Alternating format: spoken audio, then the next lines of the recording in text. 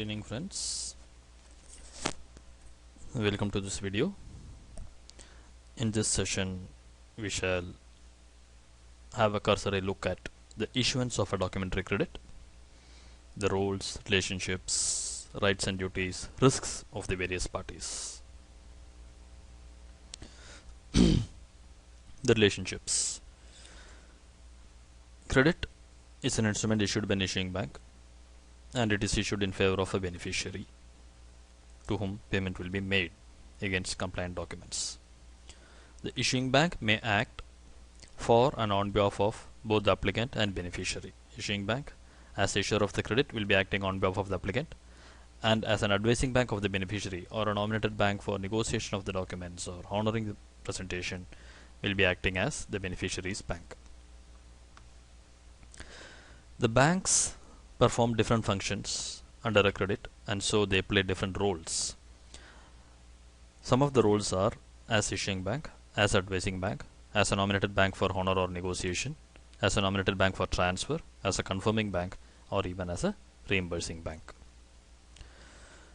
The services or functions that the issuing bank wishes the correspondent to perform is of paramount importance, because the correspondent will be chosen by the issuing bank based on their prior experience and some internal risk ratings, credit ratings, reputation, and other things.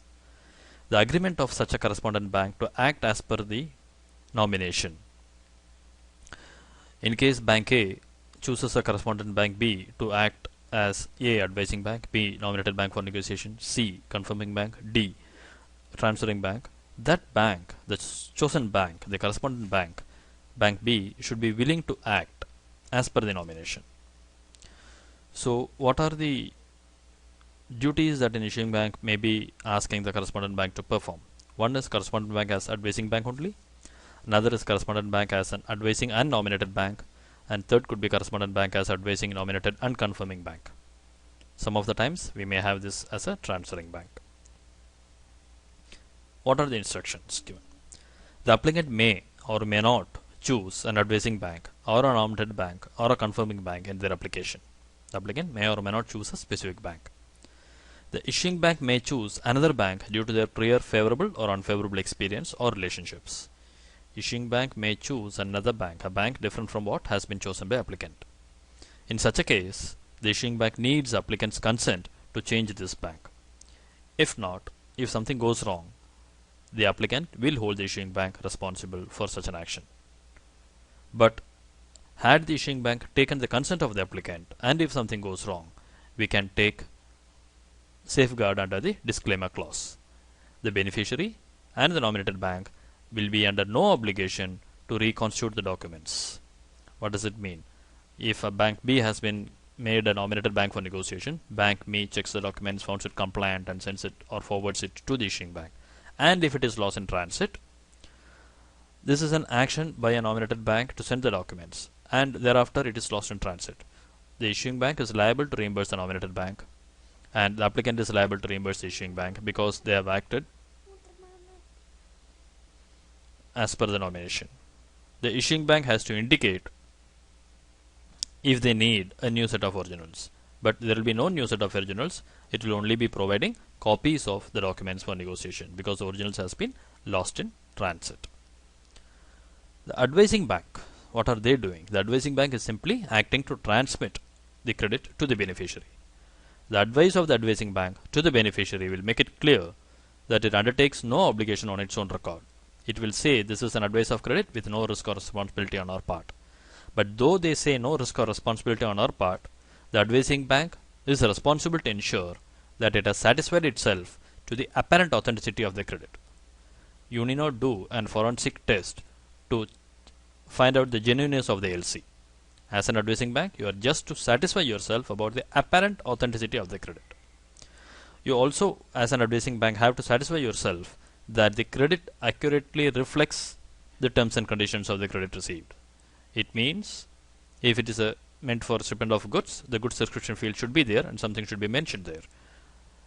All the fields should be there, like documents required or the additional conditions and things like that. And the advising bank's advice is without any undertaking to honor or negotiate. Advising bank is just advising the credit. The advising bank may utilize the services of another bank, a second advising bank, to advise the credit or any amendments to the beneficiary. The advising bank is the bank to whom the issuing bank has given an instruction to advise the credit. The second advising bank is the bank chosen by the first advising bank or the bank who had received the LC from an issuing bank to have the LC advised to the beneficiary. The second advising bank would be the beneficiary's bankers. The advising bank must use the same bank to advise any further amendments to the credit. Likewise, the issuing bank should use the same advising bank for advising the amendments to the LC to the beneficiary. The advising bank must inform the issuing bank or the second advising bank must inform the first advising bank without delay. What? If they are not willing to act as per the instructions, that is, if they are not willing to be the advising bank, or if they cannot check the authenticity of the LC. But if a bank is not able to check the authenticity of the LC, the alternative available to them is to advise the LC, the documentary credit, to the beneficiary and mention that they have not been able to satisfy themselves about the apparent authenticity of the LC. As long as they say that they have not checked the authenticity of the LC and they are just passing on the message that they have received, the advising bank couldn't be considered as having completed their duty. At the same time, they are supposed to go back to the issuing bank and inform that they are not been able to establish the authenticity of the LC. What is a nomination? An authorization to honor or negotiate does not impose any obligation. Nomination is an authorization by the issuing bank to honor or negotiate a presentation made under the documentary credit issued. When an issuing bank makes such a nomination, the correspondent may or may not accept that nomination, and the correspondent is not under any obligation. By nominating, the issuing bank authorizes such a nominated bank to purchase or prepay. Purchase or prepay means to discount. Discount what? Draft or documents. Which draft or documents? The draft or documents that have been accepted by such a nominated bank or a deferred payment undertaking that has been incurred by the nominated bank. Receipt or examination of the documents. Receipt of documents from the beneficiary by the nominated bank. Examination of the documents and ensuring it is compliant or not, and then forwarding those documents to the issuing bank for approval and payment does not by itself constitute a negotiation. This is not negotiation. And by receiving the documents or checking the compliance or sending the documents to the issuing bank, by doing any of one or all these three acts, it does not impose any obligation on the nominated bank to honor or negotiate.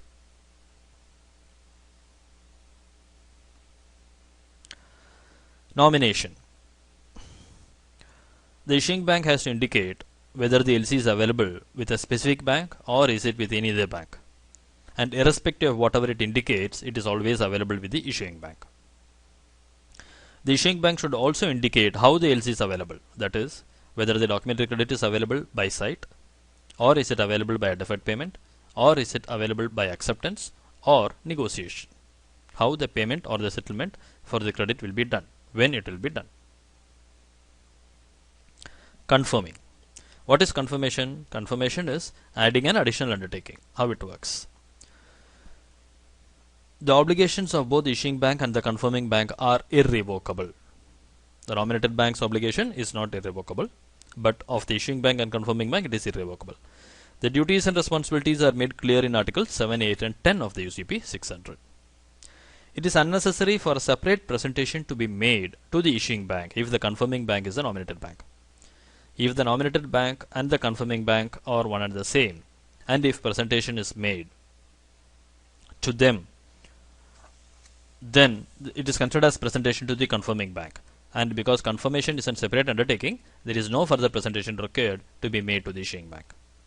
Likewise, if a presentation is made to issuing bank and if for some reason they do not honor, then they can go back to the confirming bank as long as there is no condition in the confirmation that presentation should be made to them. The payment by the issuing bank and the confirming bank is without recourse. How do we say that? Because the Articles 7, 8 and 10 make it clear that the issuing bank must pay, the confirming bank must honor. And it also says if it is available by negotiation presented to a nominated bank and the nominated bank fails to negotiate, the confirming bank has to negotiate without recourse. The undertaking of the confirming bank to the beneficiary is separate, is independent from that of the issuing bank. the beneficiary should note certain points. If the confirming bank is bypassed, and if the confirming bank, the documents are not presented to the confirming bank, when confirming bank and nominated bank are one and the same, and if the documents are directly sent to some other bank, and if that bank refuses, the confirmation may or may not exist thereafter. So, if nominated bank and confirming bank are one and the same, it is advisable to make the presentation always to the confirming bank. The location of the confirming bank may be different from the locations of the issuing bank, the beneficiary, and a nominated bank. For example, we can have a situation where LC is issued by a bank in Nigeria, LC is confirmed by a bank in London, LC is available for negotiation or payment with a bank in Dubai, and the beneficiary is somewhere in Pakistan or India, and so the advising bank will be in Pakistan or India. There is no need for the confirming bank to mention why they are refusing to add a confirmation. It could be of so many reasons. They need not give a reason for refusing to confirm. Some of the reasons could be the bank limits or the country limits could be full. Why they will not confirm? The confirming bank, if they are not willing to confirm, they should inform the issuing bank. They need not give a reason. The reasons could be bank risk, country risk, documentary terms and conditions are not satisfactory, the goods they are not willing to deal with, the documents that they are called for, they find some risk in it. Maybe there are third country risk. If the shipment is from a high risk country or a shipment to a high risk country, then the bank may not be willing to handle it. Or maybe changes in the environment at the time of amendment, so that the confirming bank chooses not to extend their confirmation to the amendment and thereafter. How and by whom the confirming bank charges are to be paid has to be indicated by the issuing bank. Risk to the confirming bank is that it undertakes to make the payment to the beneficiary, come what may. So, if a complying presentation is made, what are the risks to the beneficiary? The risks are the documentary risk, that the documents are not compliant or not evidencing having complied with the terms and conditions, or bank risk, the issuing bank fails to pay, or a country risk, the buyer's country is not able to remit the foreign exchange required by the beneficiary under the credit. These are the risks. The mitigant for the risk that the beneficiary has in mind is that they will add confirmation so that bank and country risk is taken care, and the nominated bank, while they check the documents and if they find it clean, the documentary risk is also taken care. So what happens to the confirming bank is that if an issuing bank fails or an issuing country fails, then because of the insolvency of the issuing bank or a political economic situation or the regulatory changes in the issuing country, they may suffer a loss in the form of not being able to get reimbursed from the issuing bank. The risk to the confirming bank is that their inability to get reimbursed from the issuing bank. There could be disputes whether they should have made the payment or not, and these disputes could lead them to some loss or protracted correspondence. This is the risk for them. The other risk could be the foreign exchange or import regulations and other restrictions. Reimbursing bank. At the request of the issuing bank, a bank called reimbursing bank reimburses the claiming bank, or at times they accept and pay time drafts. Most of the time under UCP 600, the uniform rules for bank to bank reimbursements is invoked. If it is not invoked, then the articles under the UCP will be applicable to the reimbursements. The reimbursement authorization should conform to the terms of the credit. If the credit says it's available to any bank, then it should allow claim from any bank. If it says a specific bank, then claims from only such a bank will be paid, and it should be indicated in the reimbursement authorization. The claiming bank shall not be asked to give a certificate that they have checked the documents and they find it compliant. The issuing bank will be responsible for any loss due to delay or any other interest claims if the issuing bank fails to comply with either URR or the respective UCP article on reimbursements. And why there will be interest for claim or penalty? Because the reimbursing bank fails to pay on the first demand. Why they fail to pay on first demand? Maybe they did not act as per UCP, or the issuing bank failed to act as per UCP. The reimbursing bank charges are normally to the account of the issuing bank, the party who gives the authorization. If it is different, it has to be indicated in the reimbursement authorization as well as credit. And if it is to the account of the beneficiary, and if no claim is received, issuing bank remains liable to reimburse the reimbursing bank for whatever expenses they have incurred.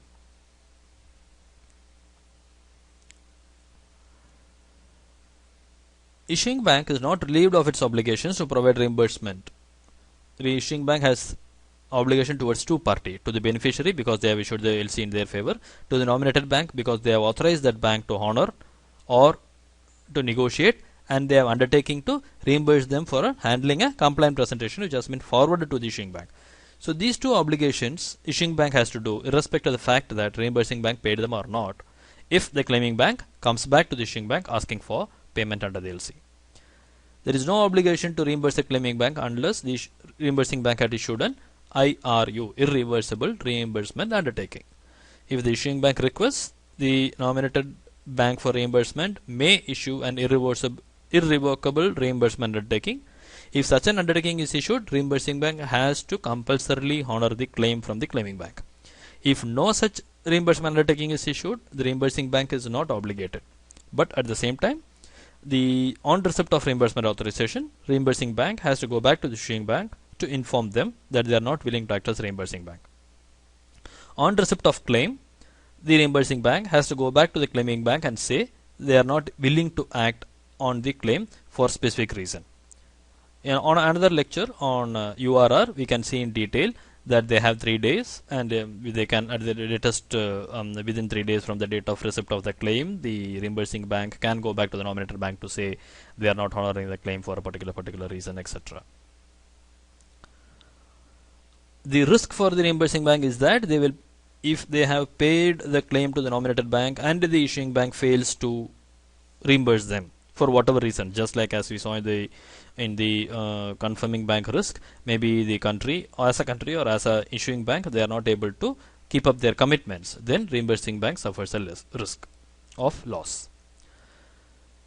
The claiming bank has to refer to the issuing bank for disputes and non-payment of late payment and other charges. If there are any disputes, the reimbursing bank will ask the claiming bank to directly approach the issuing bank for problems or penalties due to non-payment, penalties for late payment, or claims on interest and things like that. So this is in a nutshell the roles and responsibilities and the risk faced by the parties in the issuance of a credit. Thanks for watching this video. We will come back again another session on another subject.